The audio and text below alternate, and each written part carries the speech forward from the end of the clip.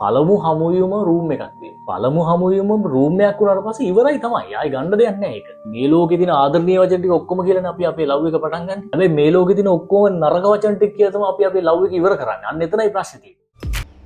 මිනිස්සුන්ට වටිනාකමක් දීලා මිනිස්සුන්ගේ ජීවිතවලට ගෞරවනීය විදිහට ඇවිල්ලා මිනිස්සුන්ගේ ජීවිතවලින් ගෞරවනීය විදිහට අපිට යන්න පුළුවන් නම් මම හිතනවා ඒක පට්ට කියලා. අපිට ගොඩාක් අමතක වෙන දෙයක් තමයි මමත් මිනිස්සෙක් මං වටේ ඉන්න අයත් මිනිස්සුයෝ.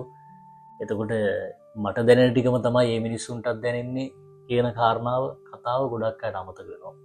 මට මේකට ලස්සන කතාවක් හම්බුණා. මේක මේ සමාවෙන්න මේක කියනවාට. ඉස්සෙල්ලාම මේක වීඩියෝ එක බලනකොට බලන කෙනා දන්නවා මම ඌට මේ කියපු කතාව තමයි මේ කියන්නේ කියලා. මේක මගේ ජීවිතේ වුණා නම් මම මුළු ජීවිත කාලෙම එන්නට ෂොක් වෙන සිද්ධියක්. මේක උනේ මෙහෙමයි. මම යාළුවෙක් එක්ක කතා කරගෙන නැද්දි කිව්වා මම මේට අවුරුදු ගානකට කලින් මේ ගියා ලේඩි කෙනෙක් එක්ක. ගියාට පස්සේ එයත් එක්ක එකතු වෙන්න කලින් කතා කරනකොට ගොඩක් ලස්සන කෙනෙක්. ඉතින් මුදල් දීලා අරගත්තේ ඔක්කොම සිද්ධි ටික කියලා අන්තිමට කිව්වා මට මේ සෙක්ස් කියන එක එපා වුණු තැනක් තියෙනවා මචං. මේ සෙක්ස් කියන එක එපා වුණු තැන තමයි මේ ඒ කෙනාගේ පියවරෝලින් කිරියාව කියන එක කතාව.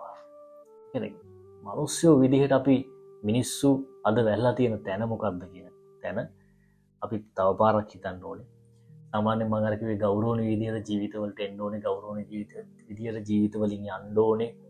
ඒවට සමුදෙනකොට අපි ගෞරවණීය විදිහට සමුදෙන්න ඕනේ. එහෙම නැත්නම් ඒකට සාප කරලා යනවාද කියන එක. අපි පට්ට විදිහටනේ බැඳීම් පටන් ගන්නෙ.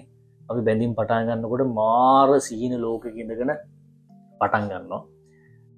හැබැයි ඊට පස්සේ බැඳීම් අවසන් කරනකොට තමන් පෞද්ගලිකව ගොඩාක් දේවල් හොමාරු කරගත්ත ඒවට සාප කරලා සමහරට අපි අනික් කෙනාගේ ජීවිතේ දැනගත්ත පෞද්ගලික තොරතුරු පවා ඒ කෙනාව රිද්දවන්න පාවිත කරනවානේ.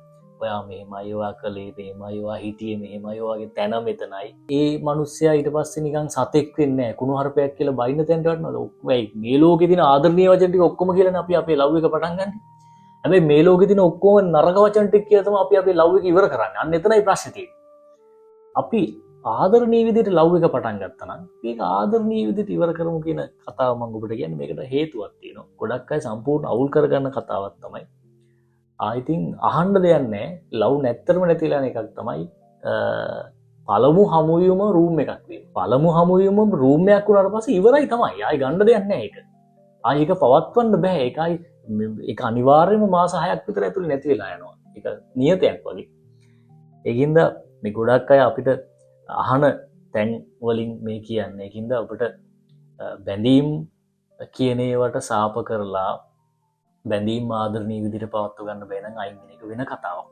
හැබැයි මිනිස්සුන්ගේ ජීවිත ඇතුලේ පසුතැවිලි වන විදිහේ කළු පැල්ලම් හදන එක, මිනිස්සුන්ට මතක් කර කර දුක් වෙන්න විදිහේ තැන් හදන එක පිළිබඳව මිනිස්සෙක් විදිහට ඔබ දෙපාරක් හිතන්න කියන එකයි මම කියන්නේ. කෙල්ලෝ කොල්ලෝ මම කියන්නේ මිනිස්සු 4-5ක් ඇතුලේ අපි අපේ ජීවිතය කරකවන්න ඕනේද?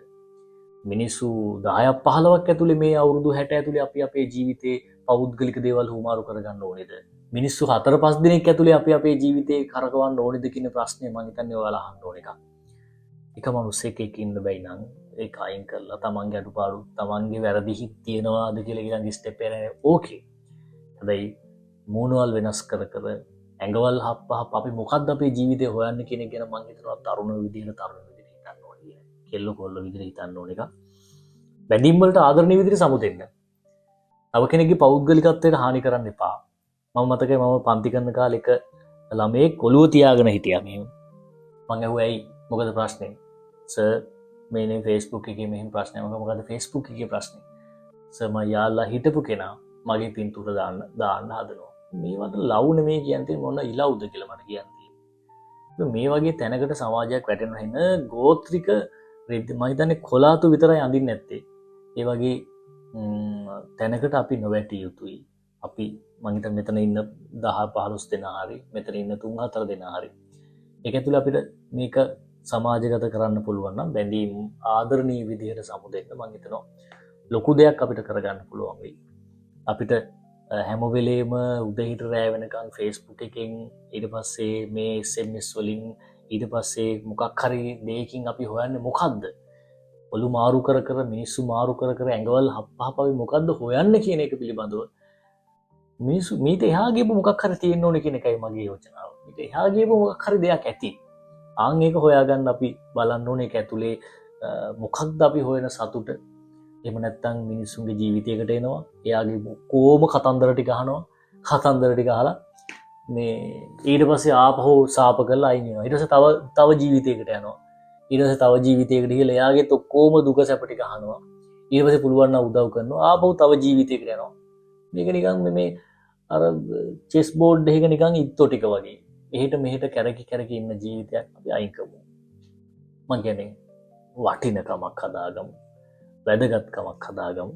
ඒ වැදගත්කම ඇතුලේ මනුස්සකමින් ආදරණීය විදිහට හැම මනුස්සයෙක්ම සලකමු. ඒක ඇතුලේ අපි පොඩි ට්‍රෙන්ඩ් එකක් හදාගමු. මනුස්සකමේ ට්‍රෙන්ඩ් එකක්. ඉතින් අපි උත්සාහ කරන්නේ මේ අපිව බලන ඔයාලට ඒ ට්‍රෙන්ඩ් එක ගැන කියන්න. මේ ලෝකෙට ඕනේ ඇත්තටම මේ මිනිස්සු සාප කරන මිනිස්සු නෙමෙයි. මේ ඇති වෙන්න සාප කරන ටීම් ඉන්නවා.